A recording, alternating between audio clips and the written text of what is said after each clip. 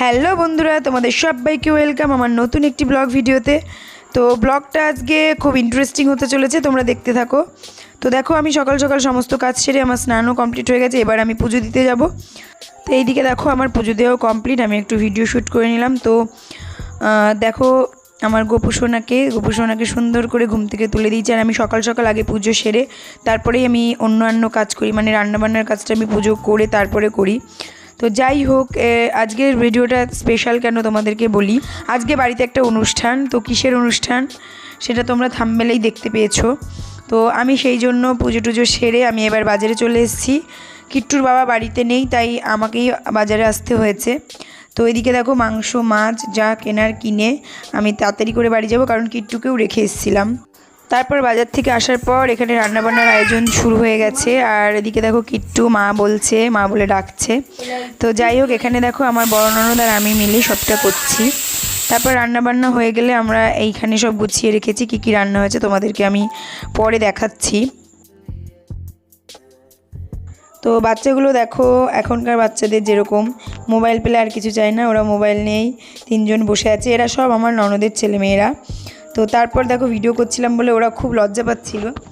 এরপর দেখো, যার অনুষ্ঠান সেই অনুষ্ঠানের কাজ আমাদের কমপ্লিট।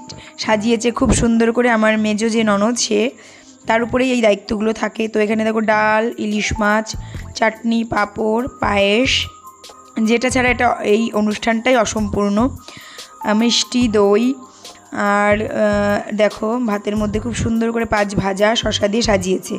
তো আজকে আমার শাশুড়ি মায়ের জন্মদিন। দেখো, সে এখনও পর্যন্ত জানতো না। এটা ছিল তার কাছে বিরাট বড় একটা সারপ্রাইজ। সে বুঝতেই পারছে না, মানতেই পারছে না যে তাকে এরকম একটা সারপ্রাইজ দেওয়া হয়েছে। আমি প্রায় 1 মাস আগে থেকে এই প্ল্যানিংটা করে রেখেছিলাম যে ওনার বার্থডেটা আমরা পালন করব। কারণ আমার মনে হয় আমার শাশুড়ি মাকে কেউ এইভাবে স্পেশালভাবে কোনো দিনও তার জন্মদিনটা উপহার দেয়নি। তো আমার মনে হলো তাই দিলাম। ওনার স্পেশাল দিনটা আরও স্পেশাল করে তুলতে সত্যি খুব ভালো লাগলো। সারপ্রাইজ পেতে কার না ভালো লাগে। তো আমার শাশুড়ি যে এইরকমভাবে একটা সারপ্রাইজ পাবে সেটা হয়তো স্বপ্নেও ভাবেনি। আমার 3 ননদ ছিল, তখনও সে জানে না যে এরকম ধরনের একটা কিছু হতে চলেছে। তো যাই হোক, শেষ পর্যন্ত সবাই খুব খুশি, আর আমার শাশুড়ি মা তো ভীষণই খুশি হয়েছে। এরপরে আসবে উপহারের পালা। উনি এখনও জানে না যে ওনার জন্য কি কি সারপ্রাইজ রয়েছে। তো যাই হোক, এটা প্রথম সারপ্রাইজ স্টার্টিং হলো। এরপর দেখো, মেয়েরা এক একে সব গিফটগুলো দেবে, এবং আমার ছেলেও, মানে আমি যে গিফটগুলোকে রেডি করে রেখেছি ওনার পছন্দসই জিনিসই সব কিছু আয়োজন করা হয়েছে, এবং গিফটের দিকটাতেও ওনার পছন্দসই জিনিসই দেওয়া হয়েছে। তো গিফটগুলো একে একে সবাই এবার দিয়ে দেবে, তারপর উনি খেতে বসবে।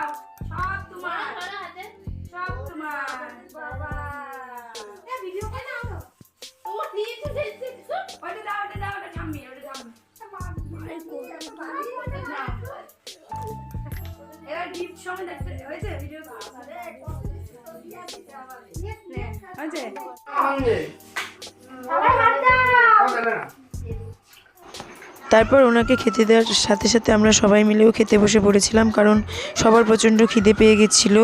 আর আমার 2 ননদ এবার আজকেই এসছে। তো আমার ছেলে এদিকে খুব কান্না করছিল, কারণ ও এত লোকজনের মাঝখানে কখনো থাকে না। এরা আসলে একটু কান্নাকাটি করে, বাচ্চারা যেরকম হয়ে থাকে। তো যাই হোক, ওভারঅল সব মিলিয়ে দিনটা খুবই ভালো। তবে সারপ্রাইজের এখানেই শেষ নয়। আমার বিশ্বাস উনি যখন গিফটগুলো ওপেন করবে তখন আরও খুশি হয়ে যাবে। উনি ভাবতেই পারবে না যে ওনার জন্য আমরা কি কি আয়োজন করেছি আর কি ধরনের গিফট উনি পেতে চলেছে। তো যাই হোক, এরপর আমি তোমাদের দেখাবো গিফট যখন উনি খুলবে সেই সময়কার ভিডিও। খেয়ে দিয়ে উঠেই এটা করা হবে। এরপর একে একে সবাই গিফট দিতে শুরু করলো। প্রথমে যে গিফটটা উনি ওপেন করছে দেখো, এটা দিয়েছিল আমার মেজ ননদ। এর মধ্যে রয়েছে ওনার বিভিন্ন জিনিস, যেমন ধরো উনি যে ধরনের খাবারগুলো পছন্দ করে, উনি একটু মুখরোচক খাবার এইসব পছন্দ করে। তো আমার মেজ ননদ সেই সব মাথায় রেখে ওনার জন্য ওনার প্রিয় যে খাবারগুলো সেগুলো এনেছে। এই খাবারগুলোর মধ্যে ছিল বিস্কুট, দিলখুশ, চানাচুর, উনি পছন্দ করে যে লজেন্স সেই লজেন্স, তারপর যে ধরনের বিস্কুট পছন্দ করে চানাচুর সবই এনেছিল। তো তারপর দেখো যে গিফট ওপেন করছে, এটা দিয়েছিল আমার বড় ননদ। এটা ছিল ওনার যে সমস্ত জিনিসগুলো মানে ব্যবহার্য জিনিস, প্রসাধনী দ্রব্য যাকে বলে। এর মধ্যে ছিল ফেস ওয়াশ, একটা বডি অয়েল, তারপরে নেল পলিশ, ওনার মুখে মাখা ক্রিম, মাথায় মাখার জন্য একটা তেল। তো যাই হোক, জিনিসগুলো ওনার খুবই পছন্দ। আর যে দেখলে একটা শাড়ি ওপেন করলো, এটা হচ্ছে কিট্টুর বাবার এক বন্ধুর বউ এসেছিলো, সেই নিয়ে এসেছিলো। আর এই যে চাদরটা, এটা হচ্ছে আমার ছোটো ননদ দিয়েছে। এরপর দেখো এবার আমরা যে গিফটগুলো দিয়েছি সেই গিফটগুলো ওপেন করছে। তো প্রথমেই দেখো একটা বক্স মতো এটা ওপেন করছে। আমি জানি যে উনি এই গিফটটা পেয়ে খুবই খুশি হবে, কারণ এটা ওনার খুবই প্রয়োজনীয় মানে একটা জিনিস, যেটা ওনার প্রয়োজনীয় লাগবে। দেখো ওনার মুখটা দেখেই তোমরা হয়তো বুঝতে পারছো উনি কতটা খুশি হয়েছে এই গিফটটা পেয়ে।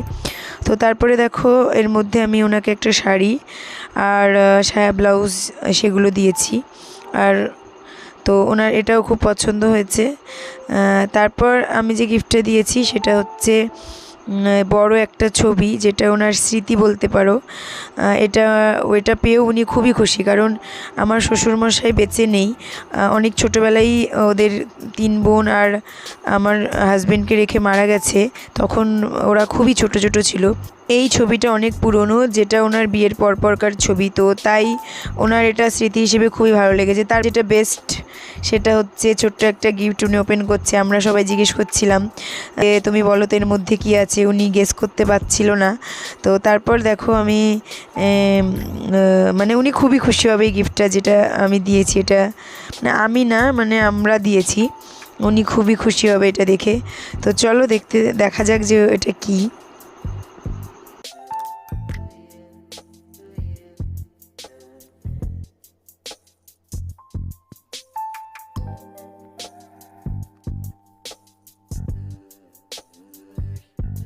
তো এই বক্সটার মধ্যে ছিল ছোট ছোট দুটো সুন্দর কানের দুল, যেটা হচ্ছে ওনার খুবই পছন্দ হয়েছে, কারণ উনি সবসময় কেনা কানের পরে থাকে, যেটা আমার ভালো লাগতো না। আমি অনেক দিন ধরেই আমার ইচ্ছা ছিল যে এরকম ধরনের একটা কানের ওনাকে গিফট করব। তো শেষ পর্যন্ত এটা করতে পেরেছি, ওনাকে খুশি করতে পেরেছি, এটাই আমার কাছে অনেক। উনি আমার সাথে কি করলো না করলো, বা শাশুড়ি বৌমার সম্পর্ক কখনোই মধুর হয় না, তবুও আমার যেটা কর্তব্য মনে হয়েছে আমি সেটাই করেছি। তারপরে দেখো সন্ধ্যাবেলায় আরও আয়োজন করা হয়েছে, ওনার জন্য কেক এনেছিল আমার 3 ননদ মিলে, তো সেটাই কাটিং করা হয়েছে। সবাই মিলে খুব এনজয় করেছি দিনটি আমরা। তো আমার ননদরাও ভীষণই খুশি হয়েছে। স্বাভাবিক, মায়ের জন্য এরকম কিছু আয়োজন করলে খুশি তো হবারই কথা। আর সাথে বাচ্চাগুলোও প্রচণ্ড খুশি হয়েছিল। তো শেষমেশ কেকটা কাটিং করে আমাদের জন্মদিনের লাস্ট যে অনুষ্ঠান সেটা সমাপ্ত হয়েছে। তো তোমরা বলো তোমাদের আর কেমন লাগলো আমার এই অভিনব আইডিয়া।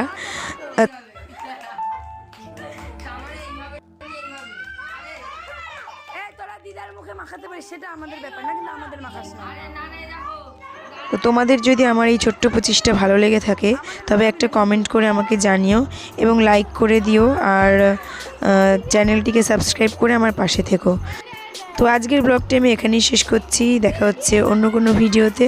তো ততক্ষণের জন্য বাই।